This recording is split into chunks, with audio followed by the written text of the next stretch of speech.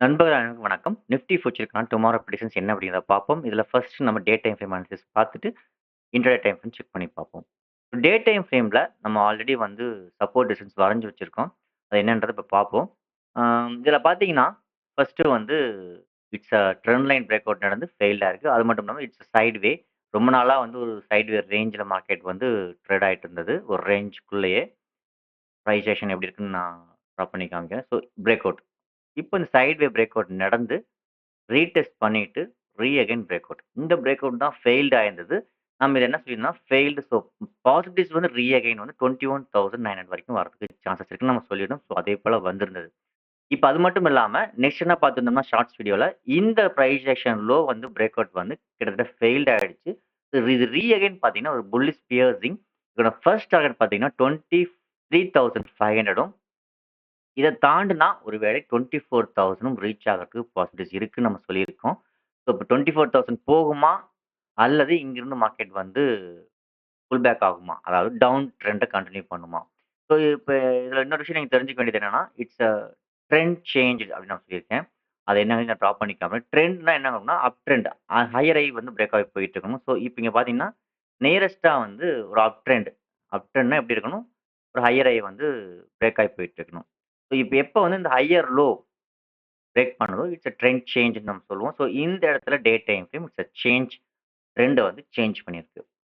So change பண்ணிட்டு ஒரு failed ஸ்ட்ரக்சர குடுத்துட்டு இப்ப ரீட்ரேஸ்மென்ட் போயிட்டு இருக்கிறதா தான் என்னோட பாயிண்ட் ஆஃப் வியூல என்னோட அனாலிசிஸ்ல வந்து நான் பார்க்குறது. பார்ப்போம். இருந்தாலும் இது ரீட்ரேஸ்மென்ட்டா இருக்குமா? அல்லது அகைன் வந்து ட்ரெண்ட சேஞ்ச் பண்றதுக்காக மார்க்கெட் போயிட்டு இருக்கா? அப்படிங்கிறத நம்ம செக் பண்ணி பார்ப்போம். இத பார்த்தீங்கன்னா, கிட்டத்தட்ட வந்து ஃபிபனாச்சி நீங்க வரைஞ்சு பார்த்தீங்கன்னாலும் தெரியும். It's nearly a trend change ஆன பிறகு கிட்டத்தட்ட 0.786 இந்த ரேஞ்சில வந்து மார்க்கெட் வந்து தடுமாறிட்டு இருக்கு. So இந்த ஏரியால இப்ப மார்க்கெட் வந்து நமக்கு ஸ்மால் டைம் ஃப்ரேம் என்ன மாதிரியான வியூல இருக்குங்கிறத வச்சு தான் நம்ம என்ன பண்ண முடியும்? அகைன் வந்து செல் ஆகுமா? ஆகாதா? அல்லது பை கன்டின்யூ பண்ணி இந்த நியூ ஹை போறதுக்கு பாசிபிலிட்டிஸ் இருக்கா? அப்படிங்கிறத நம்ம அனலைஸ் பண்ண முடியும். ஸோ இப்போ இந்த பர்ட்டிகுலர் ஏரியா அதாவது 0.786 இந்த ரேஞ்சில இப்ப ஸ்மால் டைம் ஃப்ரேம் நமக்கு ஒருவேளை செல் அப்படிங்கிற ஸ்ட்ரக்சர குடுத்தது அப்படின்னா, அகைன் நான் எதிர்பார்க்கிற ஒரு நெக்ஸ்ட் டார்கெட் ரேஞ்ச் பார்த்தீங்கன்னா, ஃபர்ஸ்ட் லெவலா பார்த்தீங்கன்னா 21,000 அம் 21,300 ஃபர்ஸ்ட் லெவலாவும், செகண்ட் லெவலா பார்த்தீங்கன்னா 20,900வும் நான் எதிர்பார்க்கிறேன்.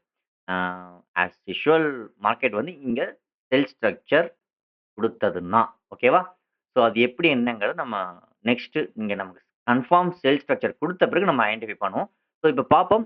இன்ட்ராடே டைம் ஃப்ரேம் நமக்கு என்ன மாதிரியான வியூல இருக்கு அப்படிங்கிறத தெரிஞ்சுக்கிட்டு, நம்ம அதன் பிறகு வந்து நம்ம வியூ கன்டின்யூ பண்ணலாம். இப்ப பொறுத்தவரைக்கும் எனக்கு கன்டினியூவா ஃபாலோ பண்றவங்களுக்கு தெரியும். பிரைஸ் ஆக்ஷன பொறுத்தவரைக்கும் இம்மீடியேட் பிரைஸ் ஆக்ஷன் குடுக்கக்கூடாது. அப்படின்னு நான் நெறைய டைம் என்னோட வீடியோல நான் சொல்லியிருப்பேன். So it's immediate price action. கிட்டத்தட்ட வந்து மார்க்கெட் வந்து ரொம்ப ஸ்ட்ரகுள் ஆயிட்டு இம்மீடியேட் பிரைஸ் ஆக்ஷன குடுத்துட்டு இருக்கு. இப்ப கிட்டத்தட்ட வந்து இட்ஸ் ரைசிங் வெட்ஜ். கிட்டத்தட்ட வந்து அப்படிதான் ஃபார்மேஷன் போயிட்டு இருக்கு. ஸோ இந்த மாதிரியான ஒரு பேட்டர்ன் வந்து அப் ட்ரெண்ட்ல குடுத்ததுன்னா, மேக்ஸிமம் ரிவர்சலுக்கான ஸ்ட்ரக்சர்ன்னு சொல்லுவாங்க. பார்ப்போம். அதுக்கான கன்ஃபர்மேஷன் குடுக்குதா? இல்லையா? அப்படிங்கிறது. ஸோ அந்த கன்ஃபர்மேஷன் இந்த லோவ பிரேக் பண்ணாலோ, அல்லது இந்த லோ பிரேக் பண்ணாலும் நமக்கு வந்து டெஃபினட்டா வந்து டவுன் மூவ் அப்படிங்கிற கன்ஃபர்மேஷன் குடுத்துரும். பட் இப்போ இருக்க ஸ்டேஜ்க்கு மார்க்கெட் ட்ரெண்ட் பைல இருக்கா? செல்ல இருக்கா? Intraday time frame. Day time frame it's sell. அதுல டெஃபினட்டா சேஞ்சஸ் எதுவும் இல்ல. ரீட்ரேஸ்மென்ட் தான் அப்படிங்கிறது என்னோட வியூ. இந்த ரீட்ரேஸ்மென்ட்ல அகைன் ட்ரெண்டுக்கு சாதகமா டே டைம் ஃப்ரேம் ட்ரெண்ட் செல்.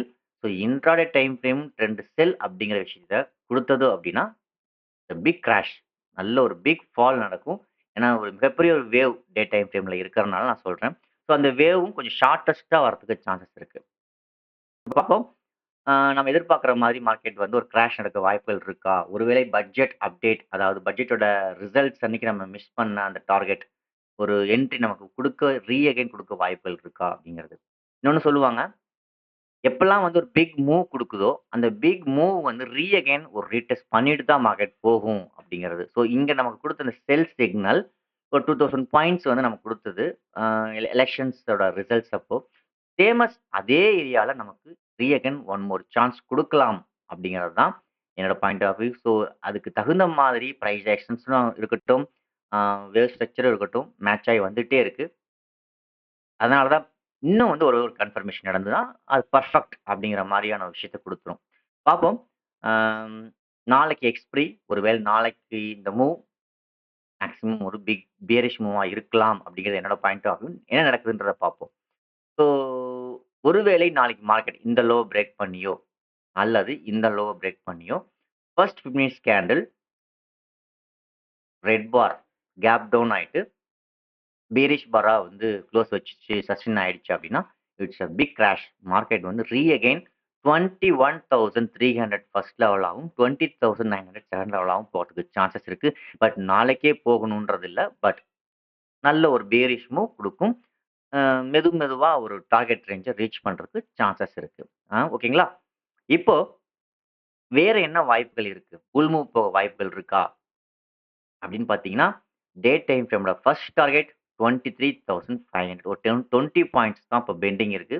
ஸோ இங்க ஒரு சின்ன விஷயம் நடக்க வாய்ப்புகள் இருக்கு. அதாவது மேபி மார்க்கெட் வந்து நாளைக்கு ஒருவேளை ஹைய பிரேக் பண்ணி ட்ரேட் ஆனால்,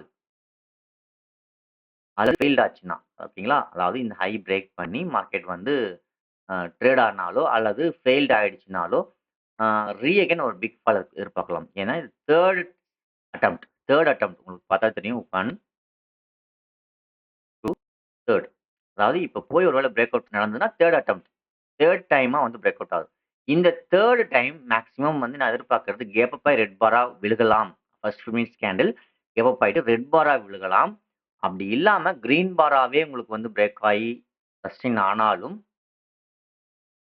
இதுக்கு மேல ஒருவேள ஃபர்ஸ்ட் கேண்டிலே வந்து பிரேக் அவுட் ஆயி ட்ரேட் ஆனாலும், அதுக்கு மேல சஸ்டெயின் ஆனா மட்டும் தான் நம்ம நெக்ஸ்ட் லெவலா வந்து மார்க்கெட்ட வந்து கன்டின்யூ பண்ண முடியும். அப் டூ 24,000 வரைக்கும். பட் ஆனால் டே டைமோட ஃபர்ஸ்ட் டார்கெட் 23,500. ஸோ டார்கெட் ரேஞ்சில இருக்கிறனால நான் மேக்ஸிமம் எக்ஸ்பெக்ட் பண்றது, ஒருவேளை இந்த பிரைஸ் ஆக்ஷன் லோ ஹைய வந்து பிரேக் பண்ணி கிரீன் பாராவே விழுந்தாலும் சரி, அல்லது கேப் அப் ஆயி ரெட் பாராவே விழுந்தாலும் சரி, மோஸ்ட்லி என்னோட பாயிண்ட் ஆஃப் வியூ டவுன் ஆகுறதுக்கு நெறைய சான்சஸ் இருக்குங்கிறது தான். பார்ப்போம். என்னோட எக்ஸ்பெக்டேஷன் நடக்குதா? அல்லது புல் மூவ் கன்டின்யூ ஆகுதா? அப்படிங்கிறது. ஸோ டே டைம் ஃப்ரேம் பொறுத்தவரைக்கும் நான் ஏன் வந்து டவுன் சைட்ல வந்து ஃபோக்கஸ் பண்றேன் அப்படின்னா, இட்ஸ் அ டே டைம் ஃப்ரேம்ல பிரைஸ் ஆக்ஷன் ட்ரெண்ட் சேஞ்ச்ல இருக்கு. இப்போ ரீட்ரேஸ்மென்ட்ல போயிட்டு இருக்கு. ஸோ நான் நெறைய டைம் சொல்லுவேன். இந்த பிரைஸ் ஆக்ஷனுக்கு மேல போயிட்டு புல் பேக் ஆயி டவுன் ஆச்சுன்னா, இட்ஸ் அ பிக் கிராஷ் நடக்கும் அப்டின்ட்டு. ஸோ சேல் ஸ்ட்ரக்சர குடுக்கும்னு நான் நெறைய டைம் சொல்லியிருக்கேன். என்ன ஃபாலோ பண்றவங்களுக்கு தெரியும். ஸோ அது மாதிரியான வேவ் ஸ்ட்ரக்சர் தான் இப்ப டே டைம் ஃப்ரேம்ல இருக்கறனால, ஸோ இந்த இடத்துல நான் வந்து கொஞ்சம் செல் சைட்ல ஃபோக்கஸ் பண்றேன். இதுதான் ரீசன். பட் செல் தான் ஆகணுங்கிற கட்டாயமும் இல்லை. சரிங்களா? ஸோ இங்க நடக்கிறதுக்கு தகுந்த மாரி நம்ம நம்மளோட மாடிஃபை பண்ணிட்டு நம்ம போய் தான் ஆகணும்.